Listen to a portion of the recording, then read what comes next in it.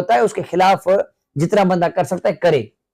ٹھیک ہے۔ یہ نہیں کہ بھائی ٹرین چل گیا تو اس کے مطابق آپ ٹرین کے مطابق چلتے رہو تو اسی کو ظلم آپ قرار دو، نہیں۔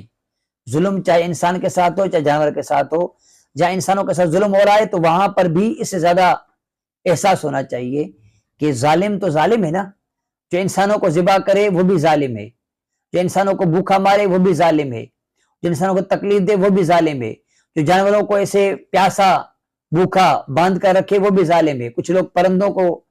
ظلم کرتے ہیں، اس کو جو ہے نا قید کے اندر رکھتے ہیں اور دانا پانی نہیں دیتے ان کو، یہ بھی تو ظلم ہے نا۔ کوئی جانوروں کو باندھ کر رکھتے ہیں، یہ بھی ظلم ہے۔ یہاں تک کہ چڑیا گھر کے اندر جو جانور ہے ان کا بھی بعض لوگ احساس نہیں کرتے، دیکھنے کو تو سارے آ جاتے ہیں، کھانے پینے کا اہتمام جو کرنا ہوتا ہے جانور کا، جس کو قید میں رکھا ہوا ہے اس کو تو احساس کرنا چاہیے نا۔ ہمارے یہاں تو کہتے ہیں بھائی کوئی مسئلہ نہیں ہے، فصل میں گھس گئی اس کو مار دو یا اس کی